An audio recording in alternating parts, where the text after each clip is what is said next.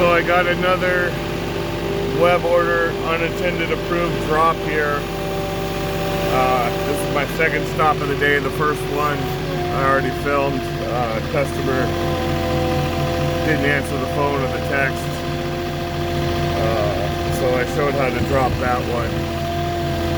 This one, the customer actually answered my text messaging. So they said to drop it on the driveway. So what I'm gonna do, I have 3 pallets here. I'm gonna pick the side of the driveway since they didn't specify.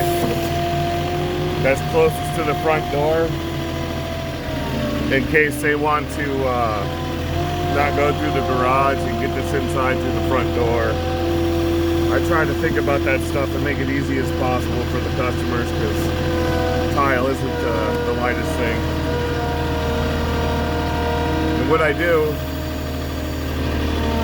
is I pick these things up and I set them down sideways so they're skinnier along the driveway here, in case they want to get a car in or out of the garage.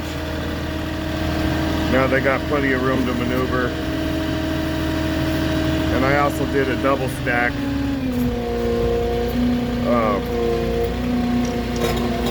I had 3 pallets, 2 full pallets, and this one on top here is a partial. So when you're stacking, you gotta be careful. Make sure you're not stacking a full pallet on top of a partial so it doesn't fall off. But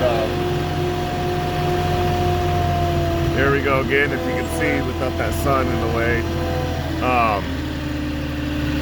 I got the pallet stacked nice along the side of the driveway. They can get a car in or out. And then I can also get my picture with the address there.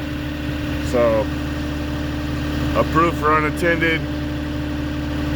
Got to get my photo and the photo of the address.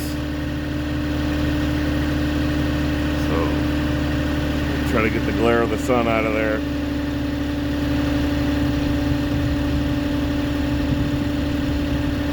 All right, now I have my proof I dropped it off at the right address. All in one photo. And they want it on the driveway. That's best case scenario without blocking the garage. So there's 2 unattended drops this morning, 2 different situations. One, the customer not answering, so I had to use my best judgment. This one, the customer did answer, and I still use my best judgment on where to put it to make it not an issue for any reason. So that's how that's done.